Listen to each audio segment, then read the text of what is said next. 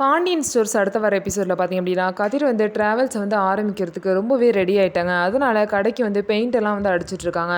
ராஜியும் பார்த்தீங்க அப்படின்னா கூட வந்து ஹெல்ப் பண்ணுறாங்க. வீட்டுக்கு வந்து கதிர் பார்த்தீங்க அப்படின்னா ஃபோனில் வந்து அந்த கடையோட ஃபோட்டோஸ்லாம் பார்த்துட்ருப்பாங்க. உடனே மயில் வந்து என்ன கடையெல்லாம் ரெடி ஆயிடுச்சா அப்படின்னு சொல்லிட்டு கேட்குறாங்க. எல்லாமே ரெடி ஆயிடுச்சு, நீ இப்போ அது வேலை முடிஞ்சிருச்சு, இன்னும் கொஞ்சம் வேலை தான் இருக்குது அப்படின்னு சொல்லிட்டு கதிர் வந்து சொல்லிட்டு இருப்பாங்க. சரி என்ன பேர் வச்சுருக்கீங்க அப்படின்னு கேட்கும்போது அது மட்டும் இப்போ வேணாம், நான் சர்ப்ரைஸாக சொல்கிறேன்னு சொல்லிட்டு கதிர் வந்து சொல்லுவாங்க. வீட்டில் உள்ள எல்லாருமே கேட்பாங்க, ஆனால் யாருமே சொல்ல மாட்டாங்க. அரசி வந்து கண்டிப்பாக அன்னி பேர் தான் வச்சுருப்பான் அப்படின்னு சொல்லிட்டு அரசி வந்து சொல்லிட்டு இருப்பாங்க. மீனா பார்த்திங்க அப்படின்னா ஒருவேளை அத்தை பேர் வச்சுருப்பாங்களோ அப்படின்னு சொல்லிட்டு மாற்றி மாற்றி ஒவ்வொருத்தராக வந்து யோசிச்சுட்டு இருப்பாங்க. ஆனால் கதிர் வந்து யாருமே எதிர்பார்க்காத அவங்க அப்பா பேரை வச்சுருப்பாங்க. பாண்டியன் ட்ராவல்ஸ் அப்படின்னு சொல்லிட்டு ஸ்டார்ட் பண்ணியிருப்பாங்க.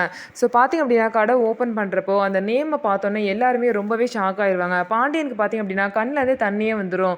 நம்ம பையன் வந்து இத்தனை பேர் இருக்காங்க, யார் பேருமே வைக்காமல் நம்ம பேரை வந்து வந்து வச்சுருக்கான் அப்படின்னு சொல்லிட்டு பார்த்தீங்கன்னா கதிரை நினச்சி ரொம்பவே வந்து பாண்டியன் வந்து பெருமைப்படுறாங்க.